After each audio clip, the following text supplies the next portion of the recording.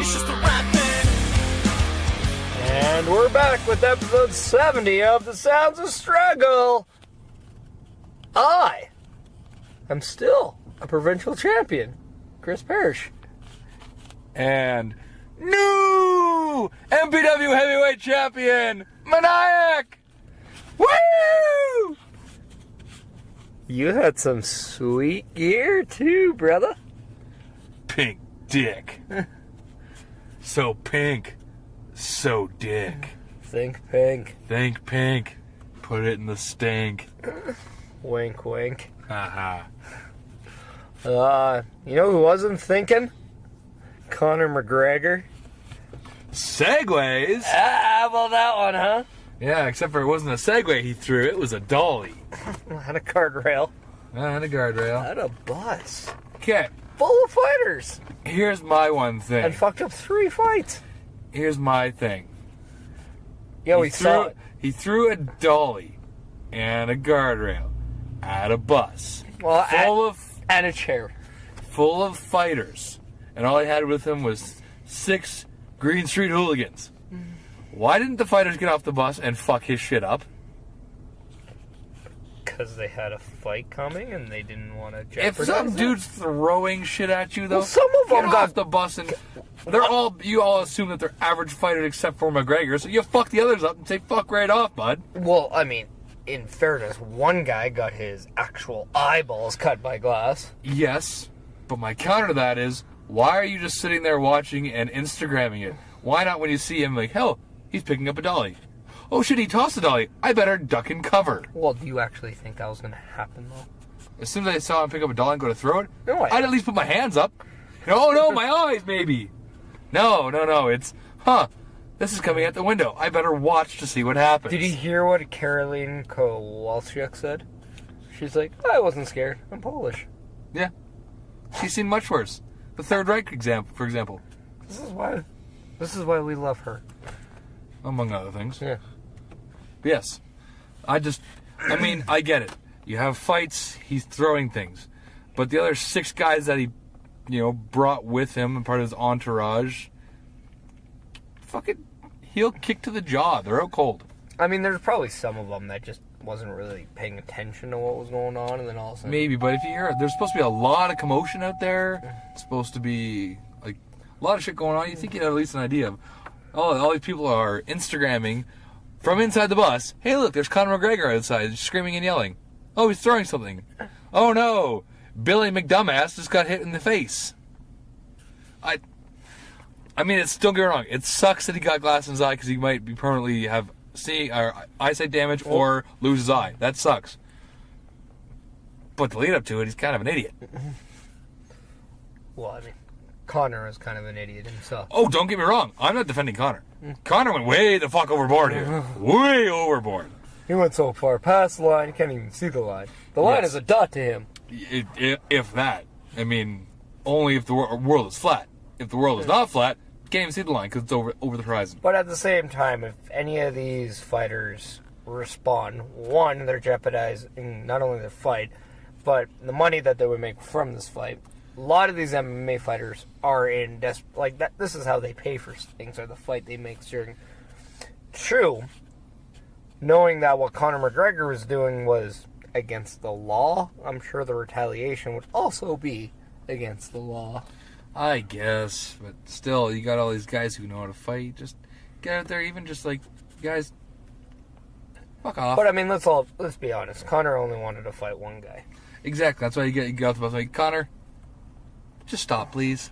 And I mean, the irony is now the guy that he wanted to fight, the guy that he was trying to entice for a fight, now wears the same title that he was stripped of. Well, stripped, but I mean, when it comes down to it, there's 3 guys in the lightweight division that could be considered best in the world, but you can't really say because they've never fought each other, really. Yeah. It comes down to between McGregor, Tony Ferguson, and Khabib.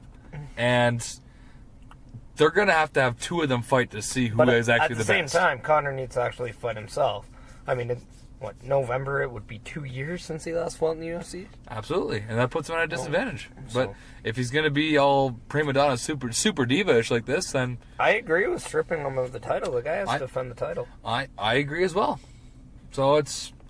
But, I mean, this wasn't anything to do with the title. This This is all about a personal issue with one of Conor's friends getting harassed by some of Khabib's friends, or mafia friends, if you will. It's all Well, yeah, it had something to do with politics. Artem Lobov, who was confronted by Khabib and some of his Russian mafia friends. and then apparently this isn't set well with Conor, who's a good friend with Artem and a training buddy of him as well. They're pretty much like brothers. Yeah, and that all happened because Artem went on record saying Khabib's not the champion. Yeah. It's Conor. He's still the champion no matter what the UFC says. Yeah. So, Crazy situation, though. And I guarantee you, I shouldn't say guarantee you, if it comes down to McGregor versus Khabib, I will watch that. I Absolutely I will think watch everyone was going to watch that anyway. No matter what people say, or, fuck McGregor, he's a piece of shit, I'll never watch his show again, or matches again. No, he just became Floyd Mayweather of UFC. You want to see him lose now. You're going to watch. Do you? Well, I personally don't, but those people do. I want to see McGregor knock the fuck out of Khabib, because that's funny. Because now, not only is he a bad boy in UFC, he backs it up, and it's like, fuck you, Dana White. Which, speaking of which, we can get to later, but he was at Mania. Yes, he was. Let's blast through hockey real quick before we get into the meat and Let's potatoes. slap shoot right through the hockey. Slap shoot right through it. You hear about the Preds fan who mailed the dead fish to the NHL office after that blown call? I sure did. That's fantastic. I'm starting to really like Predator Nation. The funny thing is, the NHL responded. They did said, they? "Yeah, this fish still doesn't smell as bad as a referee's." Just kidding. I have a feeling they didn't say that, but okay. I just made that up. But I'm starting to really, as much as they're division rivals and I don't like it, I'm starting to really appreciate the Smashville fans.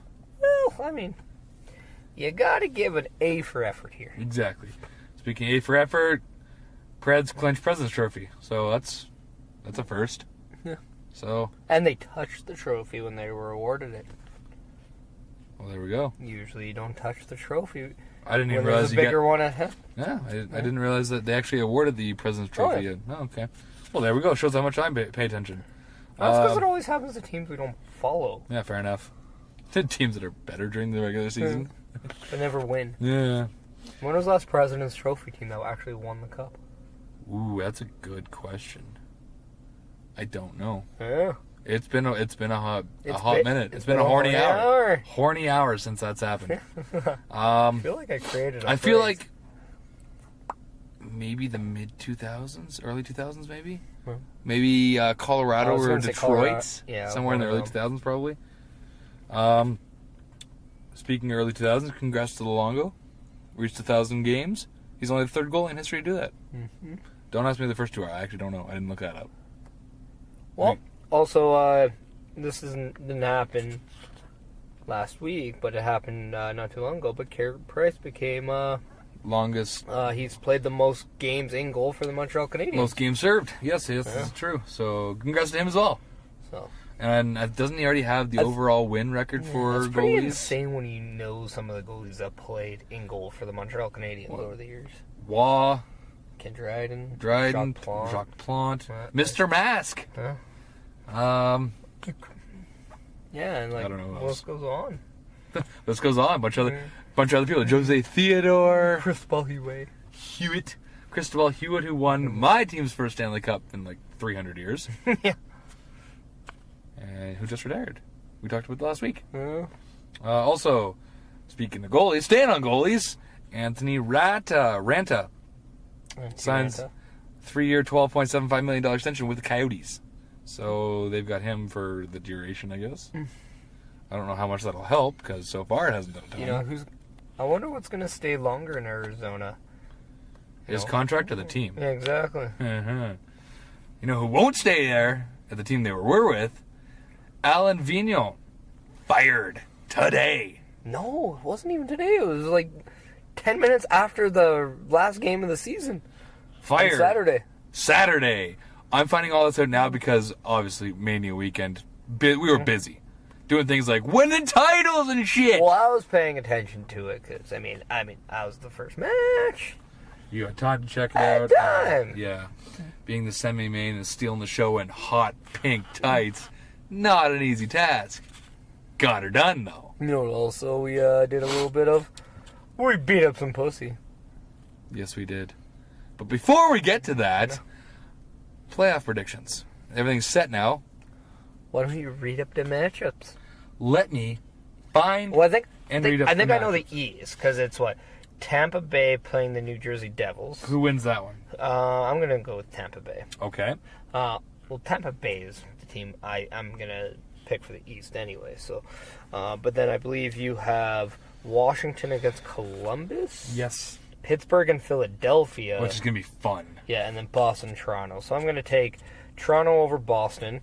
Okay. I think Anderson's going to absolutely steal this for him. Okay. And I think the speed of some of the young guys are going to do this. I think it's going to go to 7 games, though. But I do like... I'm going to take Toronto now on. I'm going to take Pittsburgh over Philadelphia. Okay. I think that actually might be a 5-gamer. But I think that series is going to be just like them trying to beat the crap out of one another. Yeah. And then Washington and Columbus. I have a feeling Columbus is going to squeak this one out. Interesting. 7-gamer. I mean, Bobrovsky is playing lights out. One of the best goalies in hockey. You know what? I think Washington is still going to just play like they do in the playoffs. So they'll win the first round and lose second? Yeah, but I don't even think they're going to win him. I mean, I don't think... Holtby's not playing great. He's not even probably the starter going in, which is alarming for Washington. Yeah. And they have that Grubauer. Especially on the Holtby episode. Right? Yes. A backup goal. I just don't know if they're... Ovechkin, he really has to be their best player in the playoffs. And how often... Is he not? No, is he? How often is he? Not very often. Yeah. So how often is he not? A lot. That's the reason why they're not successful in the playoffs in my eyes, is because Alexander Ovechkin is not their best player in the playoffs. And he has Alexander Ovechkin. 49 goals looks good in the season, but where are they in the playoffs? Would you rather have 49 goals or 49 rings? I'd rather have 49 rings. You get more hands to put them on. Well, so I'm going to go... Can't masturbate when you get all them rings on. You got to get somebody else to do it for you. Yeah, I guess that's true. Because you're the champ. I'm a champion. I'm going to pick Tampa in 6. I'm picking Boston in 7 just because I don't want to pick Toronto. I don't think that's going to happen, but you know what? I picked a couple things over the weekend that happened that no one thought it would, so I'm going with Boston. So did I. I'm going to pick Washington over Columbus in 7. Very close 7. Yeah. Pittsburgh over Philadelphia in 7. It's going to be a destructive 7. I think the Washington-Columbus series might actually be that surprise one that everyone's like, huh, this one is actually, really good. Yeah. And I don't think a lot of people are going to expect that one to be one of the better series. But that's what I'm picking. That's my dark horse for best first-round series. And then we go to the West. First round, Nashville versus Colorado. Yeah, Nashville. Nashville, yes. I'm going to go Nashville in 5. I think they're just on fire. They're just too much right now. Yeah, I like the 5.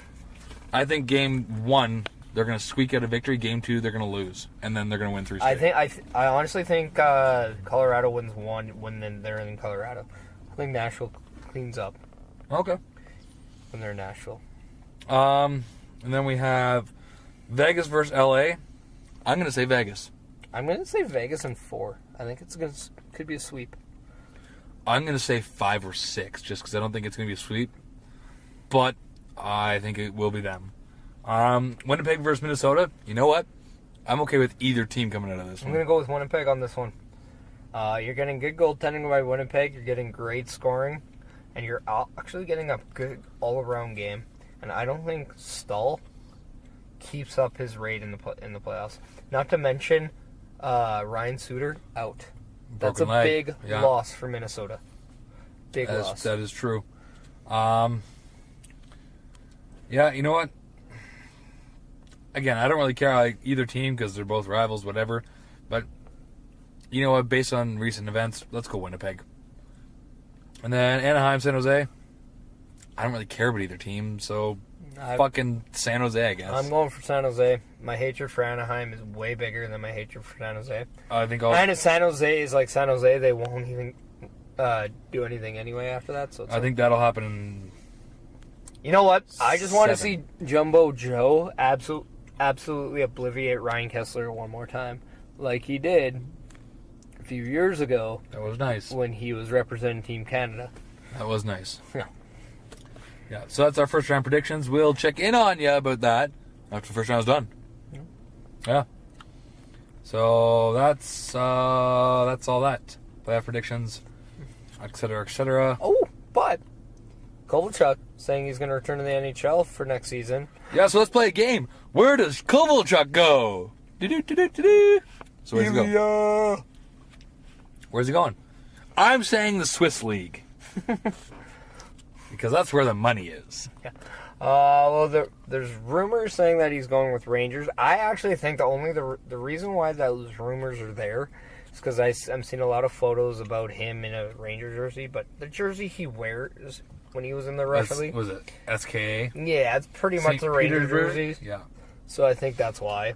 I honestly think he looks at playing with some of the best players.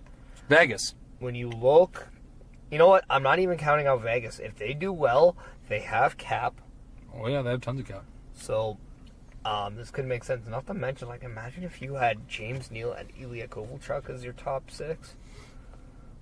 Yeah, that'd be nice. It'd be a little bit of all right. All right. Yeah. But at the same time, I wouldn't be surprised if, you know what, if Kovalchuk is for real and wants to actually win, he'll take a pay cut. Yeah. If he just wants the cash, then yeah. I mean, New York does have the cash to spend because they did trade and let a lot of people go. Yeah. Supposedly that Zuccarello is also on the block, so that's going to cut a lot of cap. Which is stupid because they need him. Yeah, but it's cap moves, right? Yeah, fair enough. Also, the cap is going up. What, $4 million? Allegedly. I don't know if it's been confirmed yet. But, I mean, that's a rumor that is going from, what is it, 72 to 75, 76? Yeah, that'd be super helpful for my team. Yeah, and here as well. Yeah.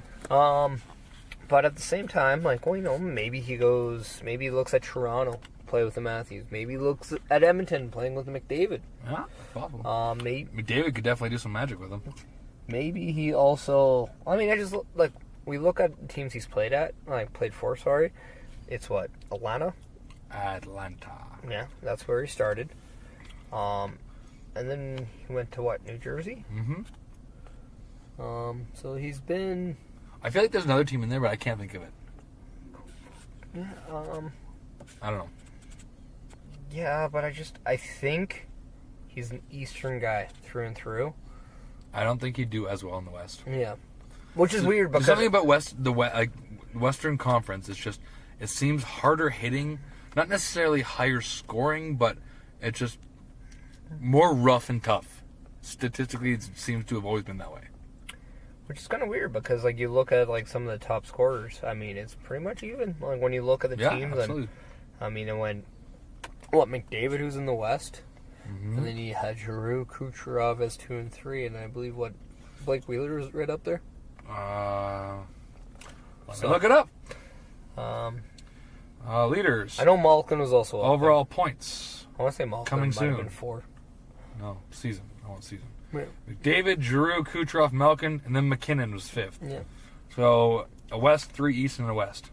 But I think Wheeler's probably right around there as well. And then 6 was Hall, and then Kopitar, Kessel, Wheeler, Crosby, Ovechkin, Stamkos, Marchand, Barzal was 14th. Yeah. Is he number 13 or 14? 13. Oh, so close. Actually, he's tied, so he could technically be 13th.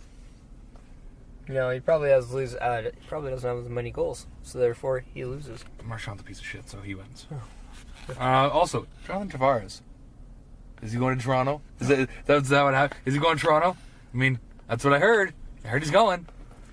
You know what? I actually think John Tavares might actually go to the Montreal Canadiens. Why would you say that?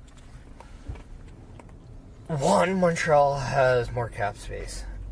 Two, they could offer him a lot more in terms of money and opportunity than Toronto could, because Toronto is going to be signing Marner, Matthews to extensions this offseason. Isn't Nylander coming up too?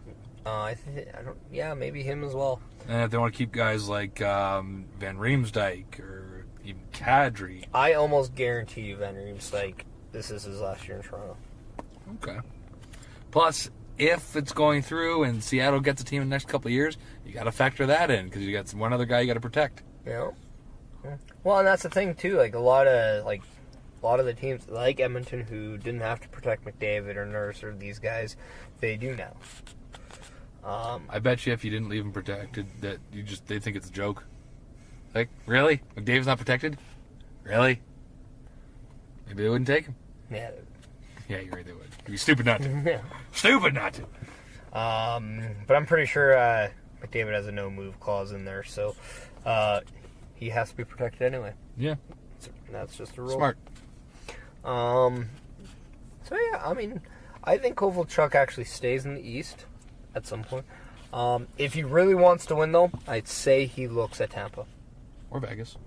Think about how disgusting Stamkos, Kucherov. And he is the opposite of Kucherov, so that would be scary. Like, very scary. No. It all depends to me on how serious he is about winning, or if he just wants to go back. It also and get depends the on how paycheck. much he wants and whether they can provide that. Because you think if he just wants the paycheck, when he would just stay in the KHL? It's possible, yeah. But then again, he actually has to, be a good teammate in there, or like instead of getting kicked out all the time.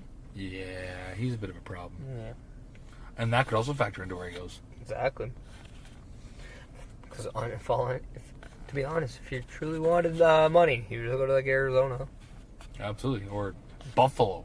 Yeah. Actually, Ottawa. Him and Eichel would actually be... That'd be kind of nice, yeah. Imagine if Tavares went to Ottawa. Played with Duchesne. That'd be nice, too. Didn't they play a little bit of juniors or Team Canada together? No, I think there's a bit of an age difference. I think they might have played Team Canada together. Yeah. So I think for like the Worlds or maybe Olympics, I think they might have played together. Well, speaking of Team Canada in the World Championships, Connor McDavid and Ryan Nugent-Hopkins playing. I'm going to assume McDavid's captain. Probably. And speaking of that, it's not as big news for us, but I know it's because of my team.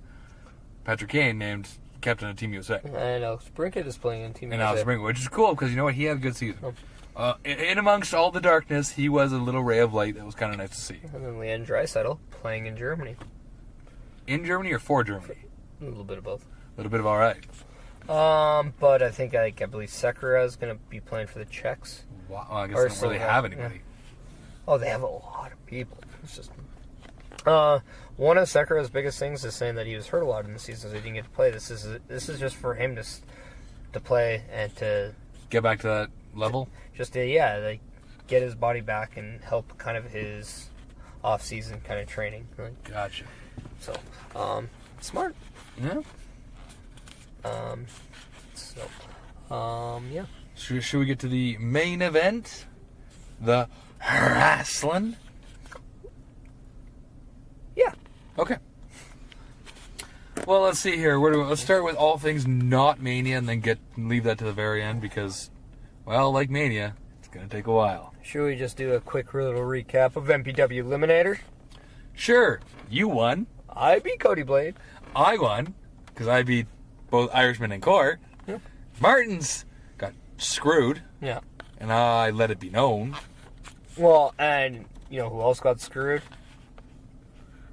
Who dat? Again, Drew Dawkins got screwed by the Cat's Meow. And then the Cat's Meow decided, you know what, we're just going to go 4-on-1 on Drew Dawkins. So you're like, you know what, we don't... So your boys tag struggle like, hell nah. And then you got me going, hey, equality. body slam Soraya. And this is just the biggest difference between us and the Cat's Meow.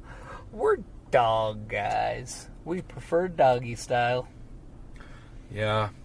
Doggy style ramrod that pussy. Yeah. So, yeah, we went 50 Shades of Tag Struggle up all in their pussies. Beat the hair right off them. So now we're doing the first ever Monster Pro Survival match, which is basically a Survivor Series Traditional, match. too, which is nice. 4-on-4. Exactly. So that is So- going down on Cinco de Mayo. Cinco de Mayo, you're going to have some cheetah bear struggles. Yeah. Weird. I mean, I guess he's finally accepted that, you know, if you can't beat him, join him, because, you know, you can't beat me in CWC. So he's joining us. Hell might yeah. as well join us for this war. I mean, he's not in Tag Struggle, he's just helping us beat up. Hence why it's not Tag Struggle 3, it's cheetah bear struggles. It's just, you know. Yeah. It is what it I is. got my item. I don't know if I fully trust. We might have to call in Peaches as our heater. Yeah. Yeah. Maybe we should come out to Peaches. Like sexually? No, for the next show. Oh, the song, not the guy. Right. Okay. Sorry. I'm back with you. 'Cause I would have done that. I mean, Peaches, He good dude. comes in a can. I mean, he's a good dude. Yeah. Anyways, you mentioned this to me today. Okada is officially part of All In Chicago. Yep. That's cool. I like that. So is that Diana Purrazzo. So, Mrs. Villain. Yeah. Yeah. That's cool, too. I like that. And apparently Saturday night, while we were off making history, making bank, and then going out for drinks, then I went back and watched NXT TakeOver. There was Supercard of Honor. Yes. And I guess Cody was getting so many death threats in this, he actually had a police escort to the ring, which is awesome. That's some old school heat right there. Exactly. Oh, I love it. And he actually got the win over one Kenny Omega, which was a little surprising. I didn't think that would happen. Yep. Kenny tried to clean some stuff up, and Cody just made a bigger mess. Cody turned into his nightmare. Yeah. Yeah, it's it'll be interesting to see where the Bullet Club is going forward. I have a feeling they're either going to do an NWO Wolfpack versus Hollywood kind of thing, or basically all of the Americans are going to kind of go their own way and leave. I think Bullet Club is fine. Oh, well, fair enough. Okay. Well, if you think that, then. That's what they tell me. Oh, fair enough. Did you end up watching any of the Hall of Fame? I watched what I wanted, and that's just like some of the speeches. I didn't watch it from start to finish, but I watched them all kind of like individually on my own kind of time. I watched it start to finish. It was so long. So long. I actually liked some of the speeches. Like, I wanted to see the Jeff Jarrett speech. It was not bad. It was too long, but it was actually pretty good. I didn't watch Road Dogg's induction. It wasn't as long as I thought it would be, but the overall, them doing the song at the end, too long. Like, I did watch Edge and Christian's induction. That was awesome. I thought it was a little long, but still awesome. I watched the Deadly Boys. It was awesome. Also long, but awesome. Jarius Robertson, was it JJ? He was hilarious. Right? I think he might have been the induction of the night. But you know what? He is not the little kid that stole the show in WWE this weekend, which we'll get to later. It was a good weekend to be named Nicholas. That's all I'm going to say. Yeah, so, I mean, it was okay, but as per usual, long-winded. But you kind of expect that, because you can't just be like, I want to thank 3 people and that's it. I mean, all these people have careers and you want to thank them. Well, the reason why I wanted to hear Jeff Jarrett is because he's the only one that was personally named that he was fired when Vince McMahon bought out WCW, like live on TV. And Vince McMahon flat out said he was never going to work there again. And then 17 years later, this guy's being inducted in the Hall of Fame. Which is, it goes to show, no matter who you are. I mean, this might be more crazy than Bret Hart being inducted, or maybe just as much as like Bruno being like brought back. Honestly, it just goes to show, if it's best for business, he'll put his ego aside and bring whoever in. Like Jeff Jarrett said flat out, Vince McMahon didn't have to do this. Yeah. And, I mean, it's, like, not to mention, like, the Jarretts do have a long lineage of history in the wrestling business, stemming from his dad and Jerry Jarrett, and just the NWA Wild Side, going into TNA and all that stuff. Like, Absolutely. and even, like, going back further. So, I mean, not to mention, like, Jeff Jarrett started wrestling at 19 years old, same with Shawn Michaels. Yeah. Around the same time. Yep. I mean, Tennessee is one of the best It's a hot spot. hotbeds in wrestling, and then, like, back in the day. So, And give it a horny hour, it'll just pump out a bunch of sweet kids. I mean, don't believe me? Just go back and watch the Jarretts are against Jerry Lawler. Yeah. It's crazy. Yeah. I agree to that. You want to see nuclear heat? Jerry Lawler. Now that guy. Whew. That's on bitch. He good. He All good. UK tournament. But it's not just a tournament. It's King of the Ring. It's King of the Ring tournament in June. Yeah, apparently the winner is going to get a title shot. That's how they did. I know we were kind of confused on what was going to go on. That's awesome. So, yeah. I wonder if they're going to be bringing in a lot more talent, in the sense of if we're going to see, like, a lot of the same names from the last one, and then some new ones. I would assume so. Maybe we'll see some villainous surprises. That would be alright. Maybe we'll see, maybe like Some sort of bird-like osprey. or perhaps a saber-like Zachary. A sword-like saber. Yeah, yeah, I like it. I mean, it'll just be a little bit of interesting to see, how it goes. But I do like the fact Maybe a returning Dar of Noam.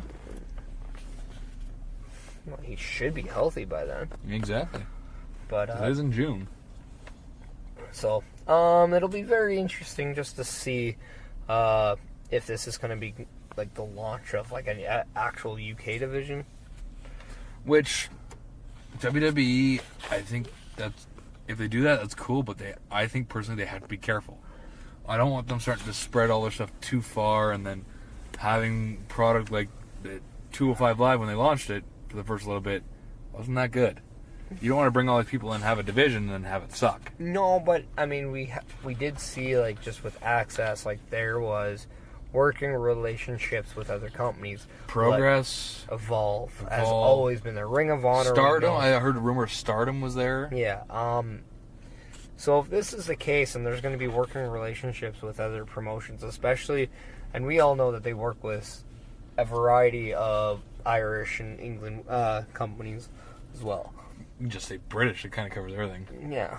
But it'll be very interesting just to see how this goes, because if this is kind of the new age wrestling going on now, I mean, UK King of the Ring won by Wade Barrett Neville, or returning Neville. That would be interesting. the king of the cruiserweights, is now the king of the United Kingdom. The United Kingdom. And then he can go and Brexit again. He's the king of the United Kingdom, or the UK division.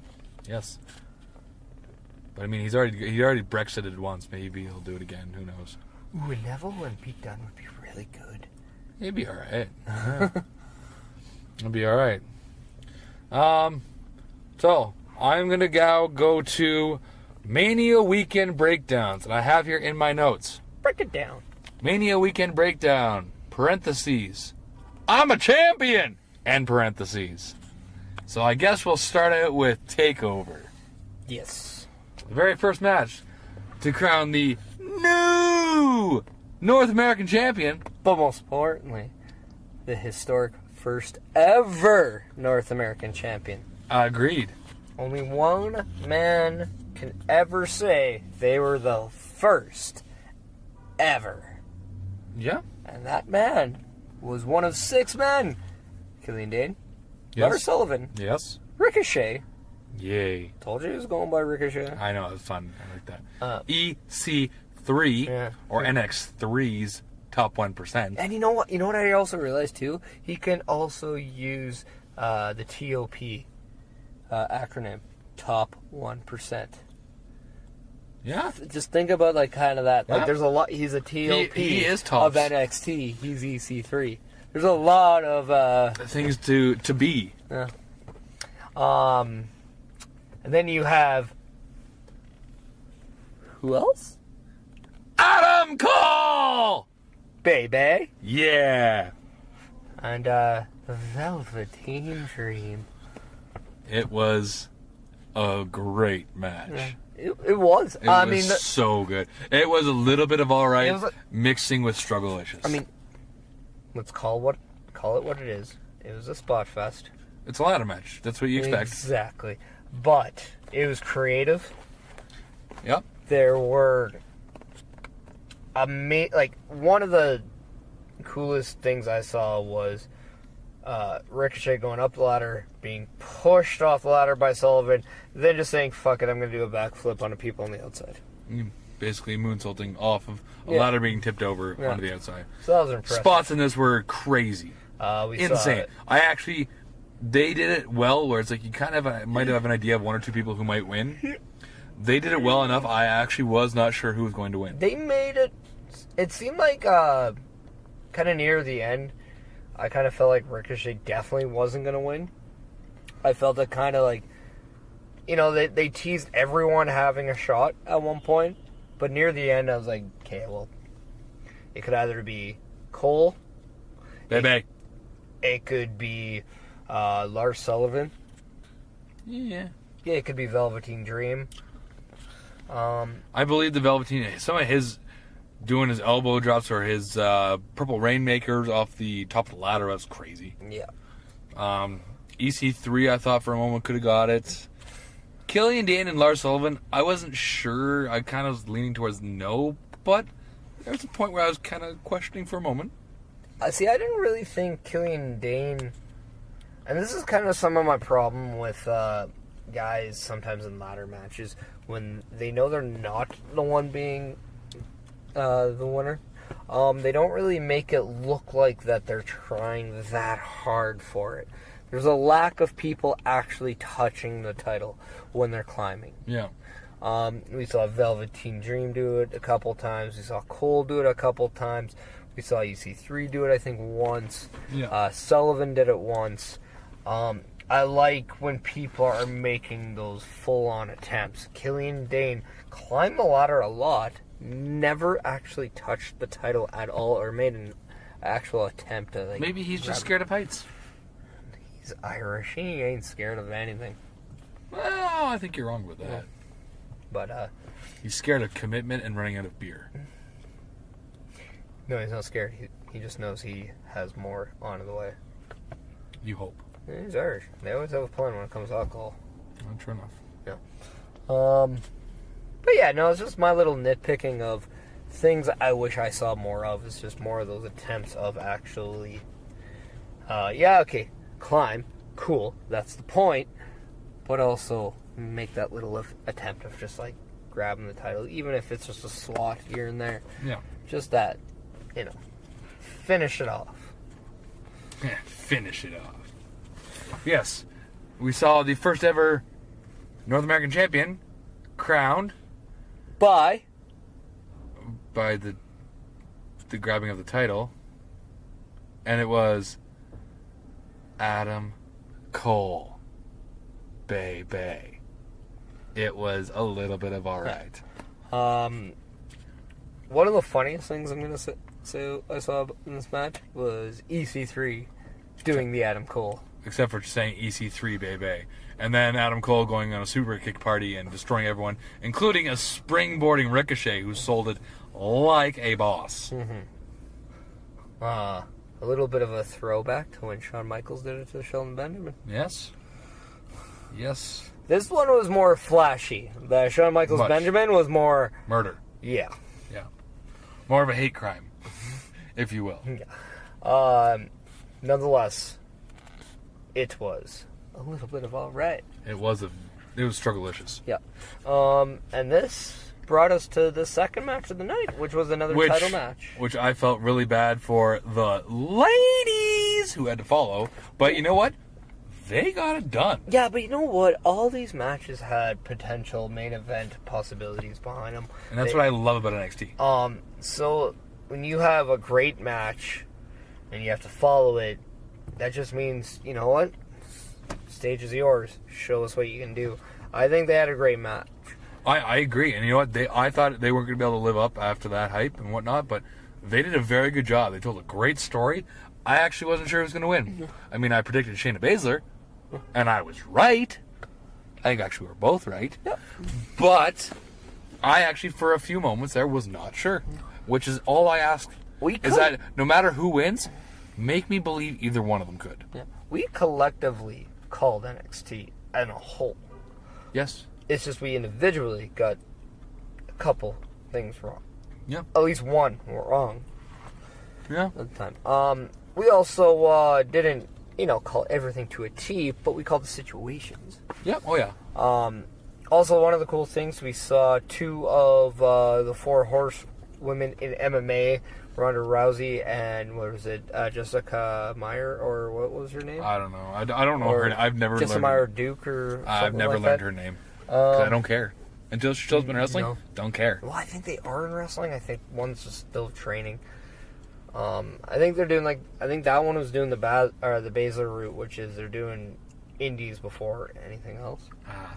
So, but yeah, they're in the corner watching their girl Shayna Baszler defeat Ember Moon. And Ember worked the shit out of Shayna's arm. It was different. I liked it. It's a little bit more aggression out of Ember Moon, which is nice. It was, and it actually kind of made me want to see a third and final match. A rubber match? Yeah. A broken condom match, if you will? I actually kind of wanted to, I wanted to see this just be finished off in a gimmick match. Like whether it's a submission match. Like in a steel cage? In Saudi Arabia, maybe? We'll get to that. Yeah, well, they won't because they already announced women aren't wrestling on that show. Because sexism and religion. Yeah. More religion. A little bit of both. A little bit of both, but mainly the religion. Sexist religion. Yeah. But, I don't know. It's the Burqa Bash. I don't know. I wouldn't mind like a no DQ or submission match? Well, no, not submission match because I think that favors one and not the other. But I think a no DQ match allows these chicks. All holds barred. All they can do is strikes and weapons. Yeah. Basically a no DQ match. Except for they can't lock up. Yeah. Or have any sort of hold. It's not like they locked up in this match. That's very true. So that's very true. But yeah, we saw Shayna Baszler get the tap out victory here, which was surprising. I didn't think that she'd be able to do it after she got her ass or her arm beat so badly. Well, let's agree on this one. That wasn't the surprising tap out finish of the weekend when it came to ladies. No, it was not. So this takes us to the third match of the night, which was a tag team title match and the finals of the Dusty Road Classic between AOP, the team of Roddy Strong and Pete Dunne, and the Undisputed Era being represented by Kyle O'Reilly. And we weren't sure what the possibility of the partner was if it was going to be Adam Cole wrestling a second match of the night, or if it was Kyle O'Reilly going in by himself. Cole did say he was going to do both. No. But, I mean, there was points in the show where after the ladder match, he was trying to get out of it because his ribs were hurting. Because his ribs were fucked up. Yeah. They were not a little bit of arm. Anyway, needless to be said, Cole wrestled tag match and was not in a lot of it because he got pretty banged up right at the beginning. Yeah, I'm not sure. Authors of Pain kind of did some damage in this match. They were on a wee bit of a tear. War is their piece. Yeah. So basically the finish of this match came when Pete Dunne hit the bitter end on Kyle O'Reilly, and as he went for the pin, Roderick Strong kicked him in the back of the head, gave him... Basically, it looked like a spine-dealy Well, murder thing. It's his vertical suplex into a backbreaker move. And then he draped Kyle O'Reilly over Pete Dunne for the 1-2-3, only to reveal that he is inducting himself as the 4th member of the Undisputed Era. Yay! I wonder if he'll kind of take over the tag spot. Now, one of the questions kind of made me think, had this happened and Adam Cole didn't win the NXT title, could you have seen a change in leadership and a Cole moving up? Yeah. I could see that. But, so, yeah, could be interesting. Also, if you have a heel Roddy Strong, I wonder if he'll continue the heel Strong thing on 205 Live, and maybe you could see the Undisputed Era helping Roddy Strong capture that title. That'd be a little bit alright. In the future. Multiple brands attacked by the same group would be sweet. Or maybe he gets the UK title. That also makes sense. The first American UK champion. They have North American champion, and then UK champion. And then Pete Dunne is in the King of the Ring tournament to try and get the title back. I have a feeling that we're going to see an Undisputed Era UK King of the Ring involvement in some shape or form. Undisputed Era versus British Strong Style. Perhaps. That'd be alright. You know, maybe the Bruiserweight and Mustache Mountain come to an agreement. Well, they're in agreement in all indie shows, so I mean, why not? Yeah. So yeah, your thoughts on Roddy Strong joining the Undisputed Era? You called it. I didn't call it him. Oh, I thought you did. Well, I'm pretty sure you mentioned it. I said, like, I wouldn't have been surprised if they introduced a new member. Actually, you know what? I think it was a kind of a dual thing. You saying they introduced a new member, me saying I could see him turning, but not to join, more turning just to get back in the UK title picture. I actually, when I thought about it more, and this was after, kind of thought it made more sense for Pete Dunne to be the one turning on Strong. Only because Pete Dunne is a pretty good heel. Yes, he is. He's already an established champion. Yep. And he's bringing some establishment to the Undisputed Era with the other the title. So, yeah, I don't know. Like, it would have been a little bit. I was a little surprised with Roddy Strong only because I was starting to feel like, oh man, you know what? This guy, he's like a Gargano. He's like a Daniel Bryan, Rey Mysterio. He's one of those ultimate babyface kind of guys. Yeah. And then boom. And you know what? I like it because he also has range. He's also a great performer, and I'm very happy to see them doing something serious with him. Yeah, I agree. So yeah, that was a good match. Mm-hmm. Then we got the NXT title.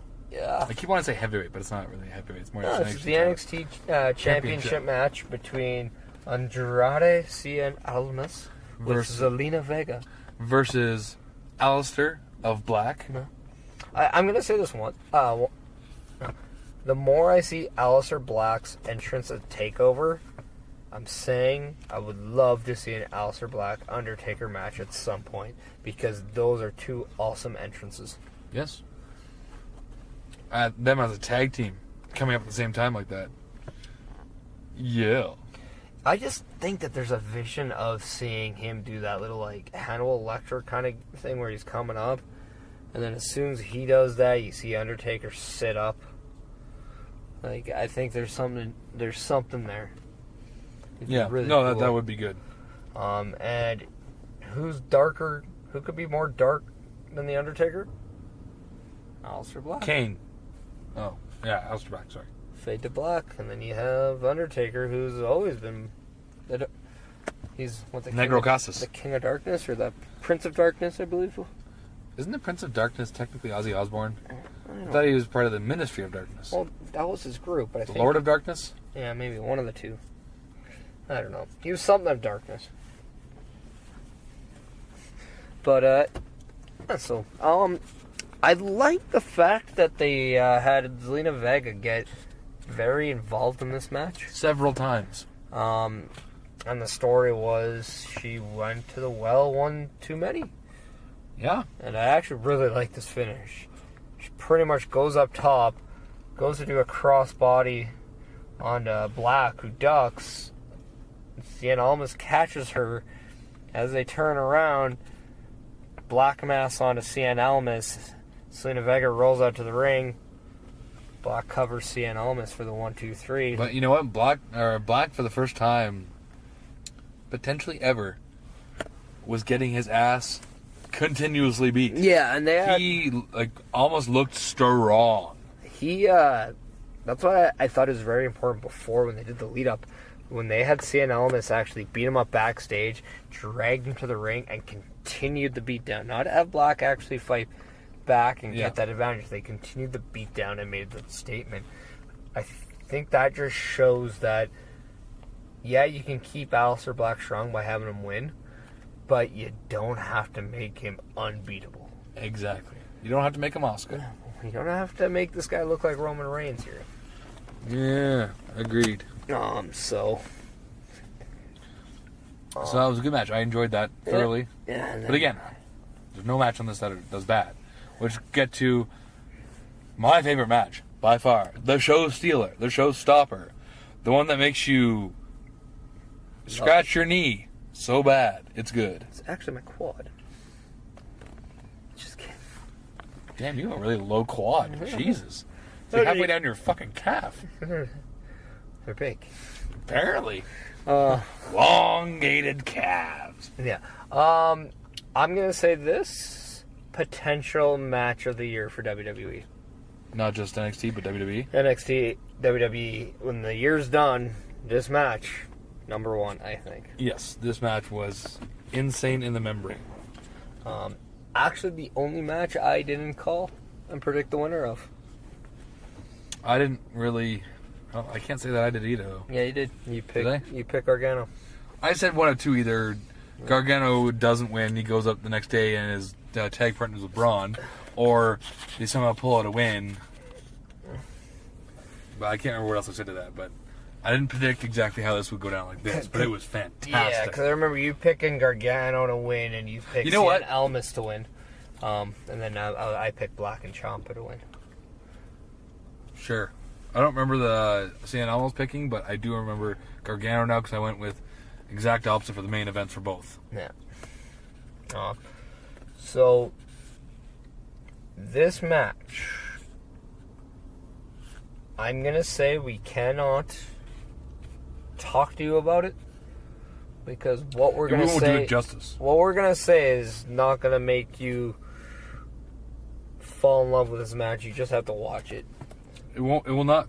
You will not be able to appreciate the 37 minutes and 6 seconds that this match was, the masterpiece that it was. It's a match unlike what I've seen in a long time, where not only was there hard hitting, like ridiculously hard hitting, but such emotion that you actually were like almost physically moved by what they were doing. This is the epitome of storytelling and wrestling. As what Edge and Christian said, this is a 6 Gargano match. Yeah. It is, in my mind, the first one in NXT to be perfect. This is as emotional as you felt Daniel Bryan was at WrestleMania 30. That's the same emotion you feel for this match. Yep. If you follow this story through and through. To me, one of the coolest moments of this match actually happened during the entrances where Tommaso Ciampa had no music. Yep. Walked straight down, and all you heard was a reaction of the fans booing him, yelling at him, chanting at him. He is the most over heel in that promotion right now, by far. Mm-hmm. Not a lot of guys can pull it off the way he did. No. And it was unbelievable just to hear all the people who filed down to the Smoothie King Arena. Yes. Love that. Yes. And just gave it to Ciampa. And I have never seen such emotion incited by having the entire show go long enough where even though I added time to it, it still went over time and cut out. And watching myself, Mrs. Meniac, Peaches, and Shaun Martens lose our shit when suddenly it just stopped showing stuff. Yeah. Right? We were, I think, 5 minutes away from seeing the end of the whole pay-per-view. No. And it just stopped. And we all collectively started screaming in anger because we had to see the end of it. It was so enticing. See, like, when I watched it Sunday morning. That's what we did too. Yeah. And yeah, but like I watched it at like 10:30 Sunday morning. I had watched the last maybe 7-8 minutes of that match, and then I started watching Takeover just because they were replaying it. So I watched the end of the match, and then I just watched it from the beginning. When it stopped, because by the time you and Mrs. Monai came over, did it stop at the same spot on my TV? They were on the top rope, right about ready to do the top rope spot. It was basically there, yeah. Oh, okay. So... I'm pretty sure I added some extra time and it still because I didn't add any time. No? That was the thing. But well, maybe I meant to do it and it just didn't actually click it to have it work. So that's maybe on me. Point is, that was infuriating. But we got it through, we got it watched, and it was unfucking believable. So I didn't get that map because I already saw it from that point on. Well, fair enough. So, but yeah, so Johnny Gargano ends up winning this match. In an amazing fashion. I'm very curious to see where they go now in the NXT landscape. I don't think he's done with Ciampa. No, I just mean in the landscape of the whole NXT now. You got... I think it's stupid to end the Ciampa Gargano thing. Yeah. I think you do at least one more. I think you do collective. This ain't NXT ain't big enough for the both of us kind of a situation. Mm-hmm. And you have that loser leaves kind of a thing. You put it all on the line, and then maybe the winner, new number one contender, loser abolished. I don't know, but who knows? If they have another match that's anything like this one, I'm in 100% in. It was just perfection. So from now on, anybody who wants to see, what's wrestling all about, just go watch that match. Yeah. Where do you see the tag team division going on now? Because obviously Undisputed Era is the king of the mountain for a lot. I have a feeling that I have no spoilers for... We're recording tonight on the Monday, the Monday after Raw, the best Raw of the year. I have no spoilers. I don't want any spoilers, but I have a feeling that AOP probably will be up either today or tomorrow. Yeah. I would assume so. You have Street Profits that you could vibe, but I don't think they'll get it done. I know War Machine's there. They could debut soon. Well, we both know that there were matches taped before the pay-per-view or the actual show. One of them was a tag match that featured, I believe, was Heavy Machinery, Tito Sabatelli, and Riddick Moss, where War Machine actually did. There we go. Interrupt and beat the living piss out of both teams. So I could see actually Heavy Machinery getting a title shot. Not necessarily successful, but I could see them getting a title shot. It makes sense that one monster team enters, another one leaves. Yeah. I have a feeling that they might hold on to the titles until War Machine's ready. What do you think about this? If a group like Sanity goes up, but it's not everyone. It's just Alexander Wolf, Nikki Cross, and Eric Young. Killian Dane's left, and Killian Dane forms a stable with War Machine. To be the Warbeards? But the three of them kind of form. That'd be right. Because they pretty much look the same. Mm-hmm. They kind of act the same. Yep, they do. I wonder if they're all as hairy as each other. No. No. They're not that far off. Yeah, fair enough. But, I don't know. I mean... I'm excited for NXT going forward. Either way, it's going to be good. I mean, the one thing we do know, even though we both have not watched Raw, it was announced through Twitter that the annual shakeup for the roster is going to be set for next week. Yep. So we can only get excited for the obvious, who got called up, who's debuting on Raw and SmackDown, because it happens every year. Yep. I think for us, we know there's at least some givens. I mean, you have to think AOP are two of them. You'd think Cien Almas is probably one of them. Plus, with the few guys that we saw, this will be kind of transition into it, and the Battle Royals of the Mania. You saw, I actually don't remember for the Andre the Giant who we saw from NXT. I know there was at least one or two, but I can't remember who they were. Well, we actually watched. Well, we missed the Andre the Giant, but I went and watched it after I got home.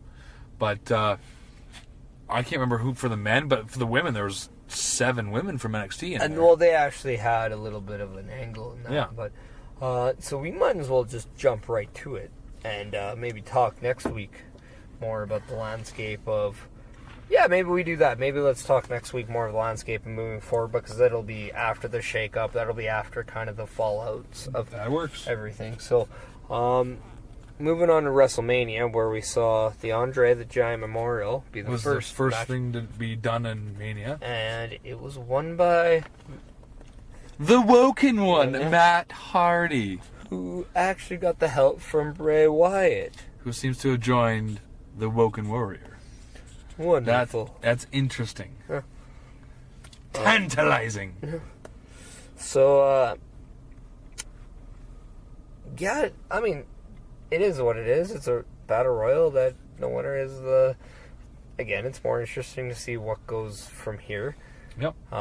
These are kind of just matches where you might see a couple teases of like what you could see on the next week or two for feuds, but really, I mean, nothing special. Nope. Like nothing over the top. So yeah, Matt Hardy wins. I mean, it's kind of cool that Matt Hardy got that win. Yep. But yeah, so it's interesting to see kind of how this now kind of continues the storyline between Bray and Matt, and then that takes us to the Cruiserweight Championship match. Which, we were both right. Cedric Alexander defeats Mustafa Ali in a very fast-paced, high-action match. Yep. It was a good match. I also really hope that Drake Maverick, just for whatever reason, decides to change the template, or at least the look, of the 205's title and make it as cool as his jackets. Jack was sparkly as balls. It was nice. Nice. I just want no more purple. Yeah. Purple strap. I mean, that's their color, though, I guess. I mean, I will settle with the silver plates if we get rid of the purple strap. Fair enough. But I can't do the silver on purple. It's just. What about orange? I don't know. Just what's so wrong with the black strap, man? Black leather just looks better than any other colored leather. I agree. We talked about this last week. I agree. And then this is actually me nitpicking too about the North American title. Is just how much brown. I mean, partially kind of reminds me of the second Intercontinental title they had when The Rock debuted it. Rock debuted it. With the purple strap, by the way. Yeah. But, I mean, the circular plate's more oval, not circular. But, yeah. I don't know, it just also doesn't look like any of the... Like, there's continuity with the NXT titles. The North American one kind of took that away. Yeah, that's true. But, okay, and then... Next was the Women's Battle Royal, which Mrs. Meniac, and I can't state this enough, fucking hated. I had to put a lot of emphasis on that. That's because she's so... I want my girl to win. Who's her girl? Bayley. That's not it. She said this did nothing for the division in its entirety. She said these battle royals don't do anything at all. Because Naomi's a face, but won via heel tactics because she went through the ropes, not over. Came in, surprise win. It was very heelish, but she's a face, so unless they turn her heel, she's had a lot of problems with it, which I don't necessarily disagree, but again, it's a battle royal that doesn't even have a name, so what does it really do? The battle royal it's just to get the people on the card. The battle royal did three things in my eyes. It continued the Sasha Bailey feud. Because now it's like, oh, now finally Bailey actually did this to Sasha in a bigger pay-per-view moment. Okay. Like Sasha has done at the Royal Rumble. Okay. On the Elimination Chamber. Yeah, Bailey's done it on Raw, but now when the stakes are high, like in WrestleMania, Bailey actually stepped up her game and was the first to act. I think a match between those two is more imminent and more promising now than ever before. It gives another level of accomplishment to Naomi, and even whether you like or dislike Naomi, at least you're making an attempt to make a new star. Yeah. That might not have been the one we picked, but then the third one, you saw a plethora of new talent from NXT in there, and you got to see them get their feet wet on the main roster with some of the girls from the main roster, and then in front of the WWE Universe and the main roster audience. Yeah. So, no, that part I liked. And I don't even really necessarily care what Naomi thing. I mean, the way she won was, yeah, I guess kind of heelish, whatever. But I feel like there could have been more done with Becky got thrown out early. Yeah. I think the whole thing between Bailey and Sasha, it could have been done, in my opinion, could have been done a little differently. Just because she just grabs her and throws her out. Yeah, she's eliminated, but like, not really heelish still. There's really no clear definition of who's really the heel, what's going on. It's kind of just, yeah, you're out, that's it. Wouldn't it have also been a little bit more surprising to see that particular move done earlier in the Battle Royal? Maybe. It's possible. Now, if the Battle Royal started and that's the first thing you saw? Yeah. That's the first thing we saw was Carmella getting thrown out, which was funny. Yeah. But spoiler alert, led to absolutely nothing later on, which I don't really know what they're doing with her. Yeah. Maybe that something's happening tonight or tomorrow. I don't know. So, yeah, I don't know. Yeah, but anyways, let's get to the main card. Yep. Opened up with the Intercontinental match. Good match. Good match. So Seth Rollins go a little bit icy with his entrance. Game of Thrones dead ice person. I don't watch the show, so I don't really know. But look cool. We'll also say Mustafa Ali went Sub-Zero look, and that actually kind of was cool as well. Sub-Zero while stealing a little bit from DJZ. I liked it. But yeah, Seth Rollins defeating Miz and Balor, becoming the new Intercontinental Champion and newest member of the Grand Slam Club. Yeah, apparently he's going to call himself Grand Slam Rollins. I like it. So he and Josh Donaldson tonight have something in common. They both are a Grand Slam member. He should call himself the Grand Slampion. Yeah. Or Grand Dragon, just go all racist. I wanted him to use Crystal Seth for the longest time. Crystal Seth? Oh, she wouldn't be bad either. I used Crystal Seth. Yes. But, no, what was interesting was the finish, which I liked, because you saw, what was it, Balor, who's pinning Miz, and then you saw Rollins curb stomp, or the blackout. Did the blackout to Balor on Miz to pretty much eliminate and isolate Balor, and then he set up another one to Miz to pin Miz. So yeah. It was a little interesting, a little innovative. I liked it. A little bit of alright. Yeah. I would say it was actually a top 3 match of Mania. Yeah, you could argue that for sure. Next match, though, was one of my favorites. Yep. It was the champion Charlotte Flair versus the undefeated Asuka. Mm-hmm. The Empress of Tomorrow was looking to dethrone, I don't know what should I call it, the Queen? She calls herself the Queen. Queen, yeah. Problem is, spoilers. What? She's the Empress of Tomorrow. Not today. The streak is over. Or yesterday. Still spoilers. Yeah. And as she put it after the match, Charlotte was ready for Asuka. Yeah, it's a nice little moment at the end, which that was good. But the fact that not only did Charlotte beat her, made her tap out. Yeah. That's big. Yeah. Good for Charlotte. That match was fantastic as well. Another top 3 match. Another top 3 match. Enjoyed that one a lot. That's another match. You want to watch some good women's wrestling? Watch that match. That's great. Yep. I don't think this is the last match they'll have. I hope not. So, anyway. But no cash in. No Like cash what in. we thought. No, but what we did see, also, I think kind of took away from their thunder a little bit because of all the matches, they did it to this one, which I didn't get. Which we didn't mention either. It was John Cena was actually legitimately sitting ringside, drinking a beer. Yeah. Nice. I mean, milking the beer. Milking the fuck out of that beer, but drinking it. They showed him every match at least twice, and you're like, what? Okay, something's going to happen. Yeah. Then some ref came down at the end of this match, said something, you're needed in the back. What? He jumps the barricade, runs to the back. It's like, oh, but it's going to happen. Not just that, Charlotte is walking up the ramp. And he blows by her. And this ref just runs down. And you're thinking right off the bat, cash in. Yeah. I don't know if anybody else was thinking Absolutely. it. I was thinking cash in.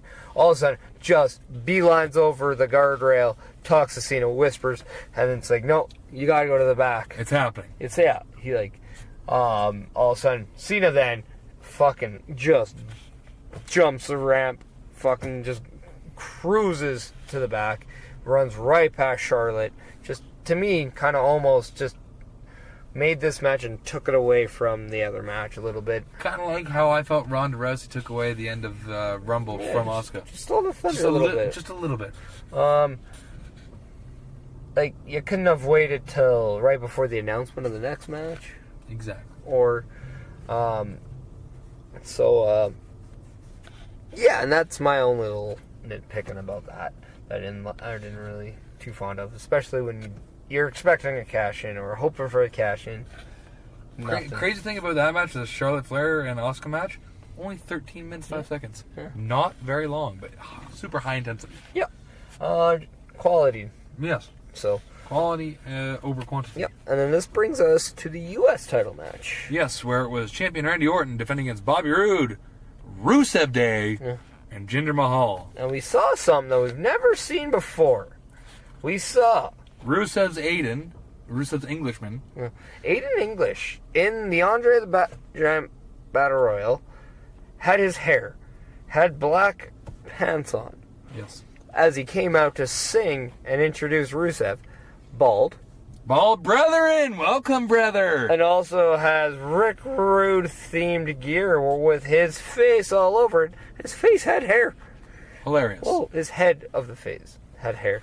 Which were on his balls. So it's really funny that he cuts his hair only then to don gear with him having hair. Funny. I enjoyed it. Anyway. Welcome to the brethren. Also, suits him. Look suits him. It does. Yeah. It does. And Rusev Day, Wrestlemania, over. Super over. Fortunately not over enough. No. Not over enough as Rusev takes the L as Jinder Mahal pins Rusev to become the new U.S. champion. Didn't expect this. I really didn't.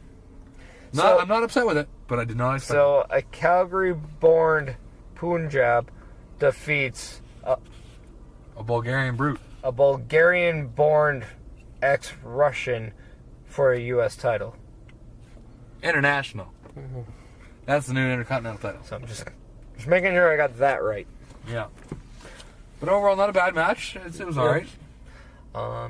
So, and then, what was next? The next one was one that I was very pleasantly surprised with. This was Angle and Rousey versus Triple H and Steph.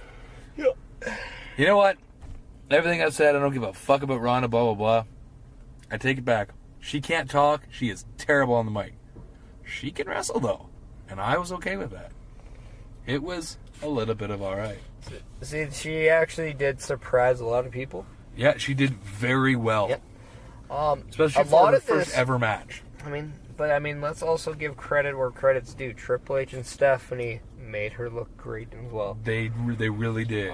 Also, I want to point it out that, yes, it's Ronda Rousey's debut, but it's the real return to the ring of Kurt Angle, too. Yes, overshadowed for sure. Yeah, and... Which, you can argue, yes, he was back in the ring when it was the 2/3 of the Shield, but he was kind of banged up then, so you can only count so much of that because he wasn't 100%. This was legit Kurt Angle, red, white, and blue Kurt Angle, back in a WWE ring. Yeah. So, just wanted to point that out, because I think that deserved the attention. But Rousey took on McMahon, kicked her ass. Took on Triple H, kicked his ass. Needs to get some better ring gear, because it almost showed her ass, which is also non-existent. Mm. She needs to get a more defined ass. You know who looked pretty defined was Triple H's abs. They looked a little bit of all washboarded. Sir! Rub my tongue on them abs! But in a form of a six-pack. Only. I'd rather be kidding. Yeah. I mean, why stop at 6? Just saying. They come at 12 and 15. 24. Yeah. And 48. And Bubba Keg and Keg. Yeah. But anyways, good match. Move on to... Ronda Rousey tapping on Stephanie. Oh, yes. Via armbar. Most obvious. Via the bar of arms. Yeah. Almost. Armbar. I had a tease where it almost was Triple H. So yeah, that was awesome. Kind of like that. Yeah. And at the same time, there was the DIY revival-esque finish where Triple H just had his foot in the ankle lock from Kurt Angle, and yeah, it was good. Which is actually something we called. Something you called, yes. Fine. Trying to give you credit. I appreciate it, but I can't take credit for something I didn't do. You know I did do. You were there. I'm a champion. Yeah. Yeah. We move on to the tag titles. Which ones? The SmackDown There you go. Live one. This, I think, was one of the shortest matches of the night. 5:50. Not the shortest, but one of them.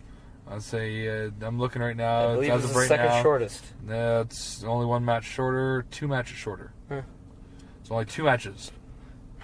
Yep. So it was actually, I don't know. This was your, you needed a couple matches that kind of slowed the pace down.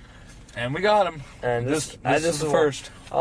Which kind of is bad, but I mean, needless to say, Usos finally got the WrestleMania match. Yep. As they were champions going against the New Day, which is Biggie and Kofi. Who actually had midgets wearing pancake suits. It was amazing. It was a little bit of art and our friend Chris Blanton, one of those little people. I thought one of them fucking looked familiar. As they say on Jay and Dan, friend of the pod. Yeah. So, yeah, just saying. Good for him. That's awesome. Didn't want that to go over anybody's head. Good for him. That's awesome. So, yeah. But they went up against the Bludgeon Brothers, and as predicted last week, the Bludgeon Brothers destroyed, and they pinned the New Day, I believe, yep. Kofi Kingston, to become the new SmackDown Tag Team Champions. Yep. And, it was just like that. That quick. I'll be honest, nothing against this match, but the best part was New Day's entrance. Yeah. That was. It was short to the point. It got over exactly what it needed to get over. I honestly don't remember even the pin. I don't remember anything. All I remember is New Day's entrance. Yeah. So what was next? John Cena coming to the ring. It's his match. Woo! Yay! It's going to be Undertaker. What's this? Another referee comes down? Undertaker's not coming. Well, this is bullshit. Everyone starts to boo, chant Undertaker, blah, blah, blah. Oh my God, there he is. He's here. Let's go out. Oh, wow, let's do this. 2 minutes, 45 seconds later, John Cena is destroyed. I enjoyed the fuck out of this. Yeah, but right before any of that, Elias comes down. Oh, yeah, I forgot about that. Fuck, my bad. Yeah, let's go out. Everyone goes nuts. But Elias comes out, gets some heat. John Cena beats him up for a bit. Thinks that was pretty much it. Goes up, and then all of a sudden, let's go out again, and The Undertaker then comes out. Yes, I totally forgot about that. Yeah, how do you forget about Elias? man, it's a 7-hour show. I'm going to forget some stuff. He's the only one with a guitar. So? Played a minor role, and I clearly forgot. My apologies to WWE. A minor. I know. I know what I was doing. No. I woke up on the right side of the bed. And then Undertaker basically destroying. John Cena did a mini hot comeback, goes to go off the rope for the You Can't See Me 5 Moose Knuckle Shuffle. Taker sits up. John Cena does one of the best sells and gets scared, falls over, takes a choke slam, takes a fucking tombstone neck shortening pile driver. 1, 2, 3. Loved it. Yep. Loved it. Didn't need to be Second a long best match of the night. By far. And that's only eclipsed by one other match, which I'm going to say is going to piss people off. Also, I called Undertaker going over. You did? You did. So, I agreed with that. And then what was the match that followed? This was Mrs. Maniac's first exposure to a live Daniel Bryan match. Yep. Which, holy shit, I've said it before, never on this podcast because we never had a chance, but I'll say it again now on this podcast, now that we have a chance. The most over guy since Stone Cold. Yeah. By far. He got one word over, and every person in the crowd was doing the yes chants. What? Exactly. See what you did there. But yes, it was Daniel Bryan, Shane McMahon versus Kevin Owens, Sami Zayn. And this is one of the ones we thought we might have been able to call something, but we didn't. No. You know what? I was okay with it. Yeah. Daniel Bryan, Shane McMahon, more so Daniel Bryan, kicked ass. So much ass. Sami Zayn, super underappreciated, could sell his balls off. Well, what happened? We saw Kevin Owens and Sami Zayn attack them early on in what appears to injure Daniel Bryan, who was taken out. Continues to beat up on Shane McMahon, who got kind of a little bit of a flurry in, but pretty much was getting it taken to him until Daniel Bryan made his comeback into the match and then just absolutely went on a fury of his own, only to defeat Sami Zayn for the 1, 2, 3. Yeah, so it means that those two, Sami Zayn and Kevin Owens, are now fired from SmackDown. Maybe won't happen tonight, but either tonight or next week, they'll be on Raw. Yeah. So I think what we talked about... They're not fired from WWE. They were just fired from SmackDown Live. Which I think we talked about briefly, which was your idea, and I think is awesome. What if they just showed up in NXT? That'd be awesome.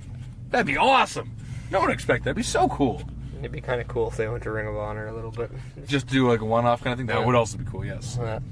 But yes, good match. I enjoyed it. And it's funny, too, because everyone's talking how pissed off they were, how stupid this WrestleMania was. It wasn't that good.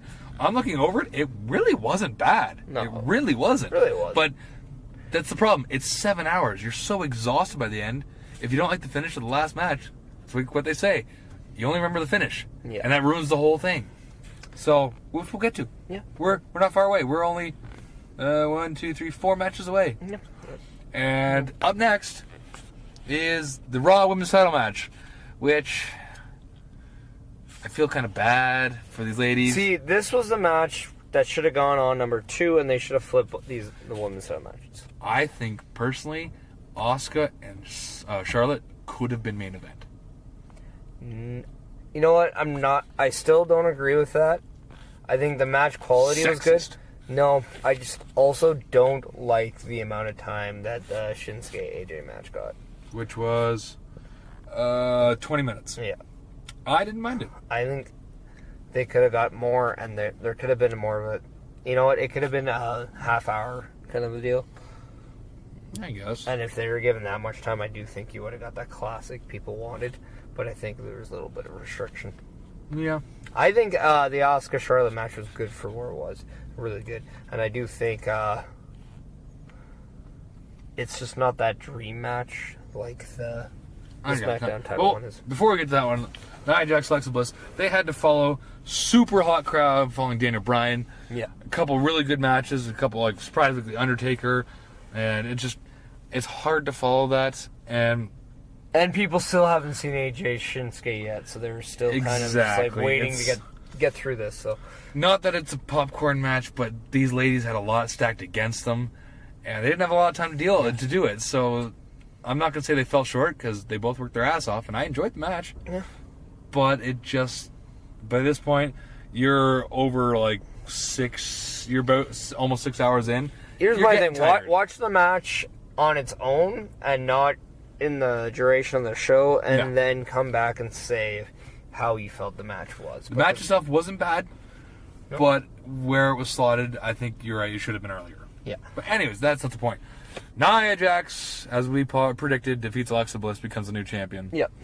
That's good for her, especially because her ring gear made it look like she was just not wearing pants and had her vagina all out to the wind. She's not like most girls. She's not like most girls. Speaking of which, we didn't talk about new nudes leaked. Well, Natty had a wardrobe malfunction. Saw vagina lips and a fucking clitoris. We saw the cat's meow. We saw a couple more paws. Yeah. We saw both paws. Yeah. We saw 2 paws and then some. Yeah. Which is unfortunate. That sucks, but wrestling happens, I guess. That's where the spandex rips. Congratulations to Nia for beating Alexa. No, not Cookie Crumble. That's why the spandex rips. No, I'm not going there. Okay. It was actually kind of more latex or pleather, but anyway. It's the way the sex stuff rips. Staying on track. AJ Styles now up against Shinsuke Nakamura. Yeah. Which, when I said, if Asuka wins, Shinsuke loses. Asuka loses, Shinsuke wins. I said that last week going into this. Well, didn't happen. I was wrong. And I'm okay with it, with what they're doing. I really like the finish to this match. The match itself was good, but again, people are getting tired. This is the third last match. You're into hour 6, going into hour almost 7. See, a lot of people actually crap on this match and saying it wasn't the match they expected it to be. But I say, go back, watch it, and then also experience what you saw after the match ended, and tell me you're not more excited for this than absolutely. Because what we saw was AJ Styles defeats Shinsuke with the Styles Clash. Shinsuke grabs the title from the referee, goes to one knee like he's going to propose, hands the title to AJ. AJ accepts, has this moment of like respect for Shinsuke, only for Shinsuke to give him a low blow and then turns heel and then goes to town on AJ to where he ends up hitting the Shinkasa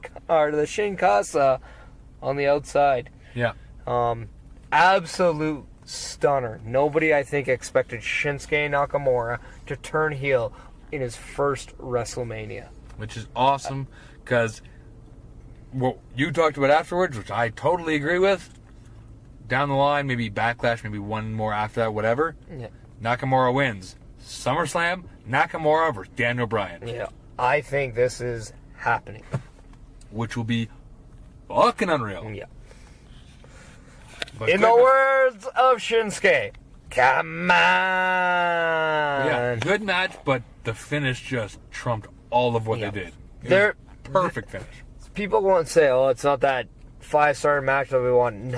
No, but you know what? The story and the way that this changes the feud and the rivalry that these two have now, it just puts a whole different spin on it. Plus, when you think about it, the first match they ever had, super face Shinsuke versus heel Bullet Club AJ. Yeah. Now, second match, face.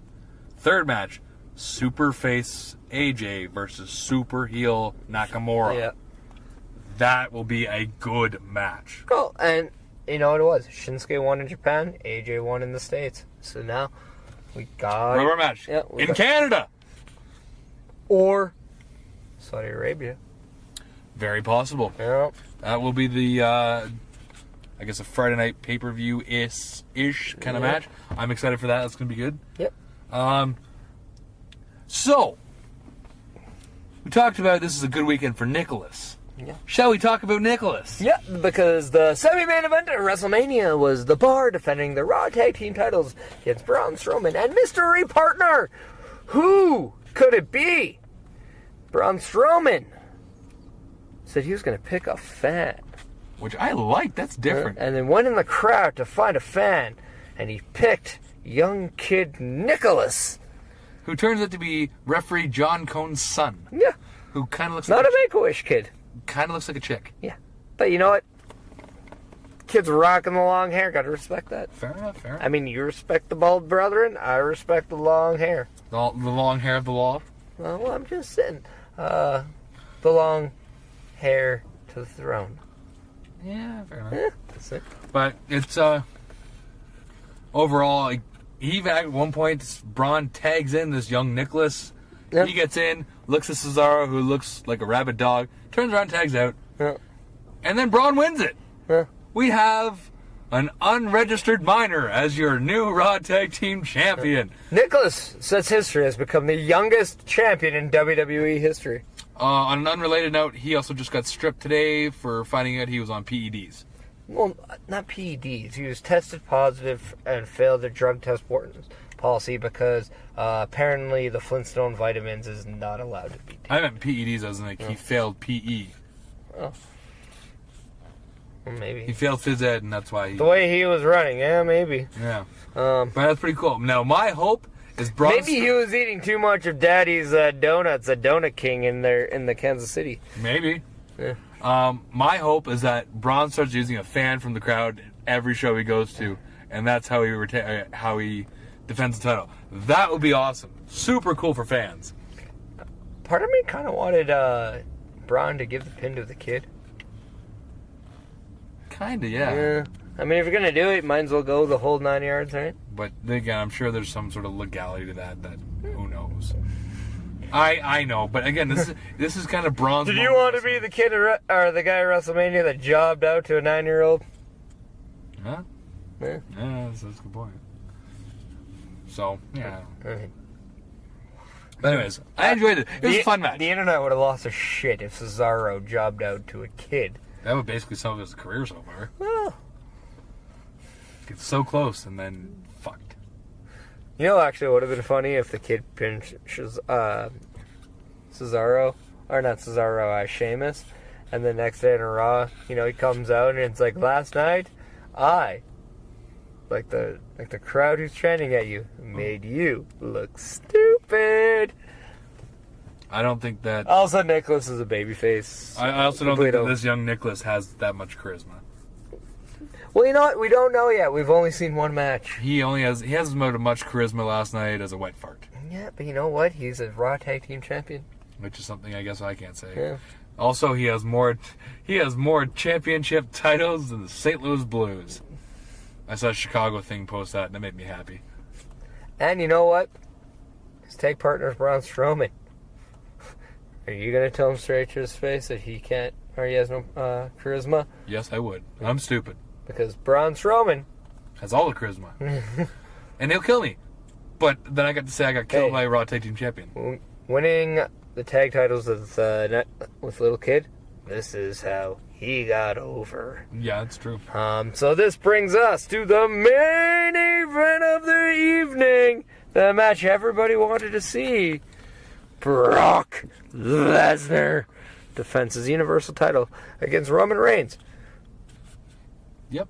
My favorite match of the night. Because everyone hates it. I fucking love it. Again, pretend, if you will. Go down this rabbit hole with me. Picture, if you will. These two have never faced off before. This is a really good match. But the problem is, we've seen it before. Yeah. And everyone wants the title off of Brock, but they don't want it on Roman. And then, shocker, Brock retains! Yeah. Which I called! Which, okay, now that there's going to be two things here that I'm just going to nitpick. One, this match was a lot like their 31 match. But we knew that going in. Yeah. Well, I expected the same type of match. Don't get me wrong. I also thought this match could have been better used in like a no DQ or a stipulation type match. Give these guys just like the additional need to just have no disqualifications, no countouts, like all that stuff. Just let them have a war, right? 2, what was the point of having Brock Lesnar deliver the F5 and Roman Reigns kicking out of it. If Roman Reigns is not going over... Because it's what you expect. They led the whole match like Roman was going over. And everyone believed it. But then Brock did the whole open up Roman the hard way, which is awesome. I enjoyed that. But at the same time, like, now, what does this do for... Like, I just look at it, I'm like, you're making such a giant attempt of making the F5 look so strong. Only for it to... Oh, Roman can kick out of it, but he's not kicking out of it because he's going to prevail. He's still kicking out of it to fail.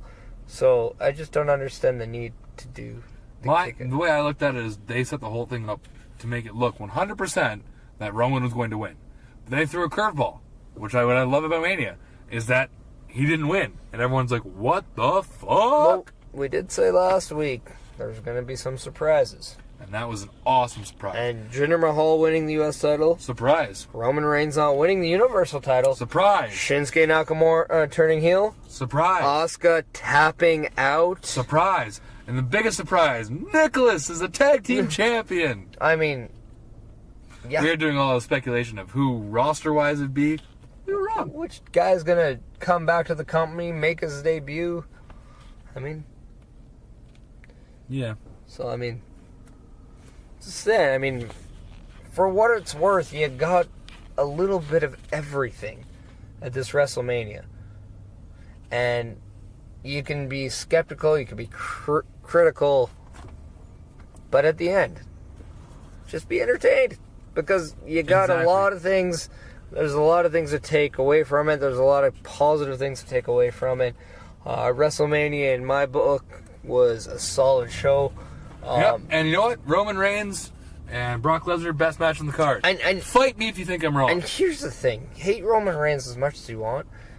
I thought he had a great performance last night. Absolutely. I thought Brock Lesnar did exactly what he was supposed to do. Yeah. I thought Roman Reigns sold. He stood up.